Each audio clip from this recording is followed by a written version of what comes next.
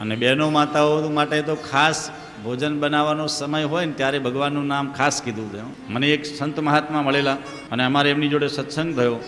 गिरनारથી આવેલા તપસ્વી સંત. મેં એમને પ્રણામ કર્યા. મને કે शास्त्री जी मेरे गुरुजी इतने चमत्कारी हैं.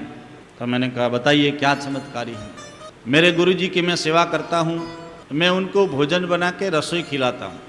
मैं रोटी बनाता हूँ, बड़े बड़े टिक्कर बनाता हूँ, गुरुजी आराम से पाते हैं. पर गुरुजी जब मैं रोटी बनाता हूँ, जो सोचकर जो विचार कर मैंने रोटी बनाई थी, तो गुरुजी खाते खाते बोल देते थे कि तुम जब ये रोटी बना रहे थे तब तुम ये सोच रहे थे. विचार करो. गुरुजी रोटली खाता खाता कही देता था कि तू જ્યારે આ રોટલી બનાવતો ત્યારે તારા મનમાં આ વિચાર હતો, તું આ રોટલી બનાવતો તો ત્યારે તું આ વિચાર કરતો હતો.